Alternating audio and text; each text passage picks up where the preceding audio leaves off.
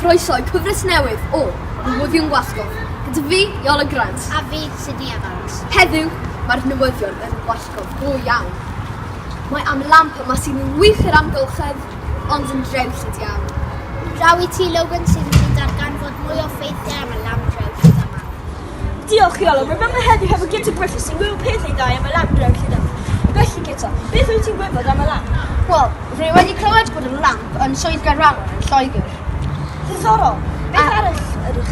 Wel, rwy wybod sy'n gweithio hefyd. Os mae ci y cerdded wedi mynd i'r tŷ bach, maen nhw'n pigo y cwblan yn y bag a rhoi fe mewn i gwaelod y lamp. A wedyn mae yna rhywbeth yn y gwaelod sy'n troi'r pŵ a wneud e'n dwym, a felly mae'r weithiau o'r pŵ yn mynd lan i top y lamp a mae'n cael ei storio nes mae'n amser i'r lamp troi ar. Ddiddorol. Beth yw dy bam di am y lamp? Wel, rwy'n meddwl bydd hyn yn stopio pobl yn taflu baw ci o gwmpas y lle, a bydd e'n helpu pobl rhoi fe mewn a bydd e'n neud amgylchedd yn well. Diolch. Nôl i ti, Iola, yn y studio. Diolch, Logan. A mae gennym ni un ffaith arall cyn i ni mynd. Beth yw e? Mae person oedd creu y lamp drewllyd yma oedd Brian Harper. Diolch, gwelwch chi tro nesaf.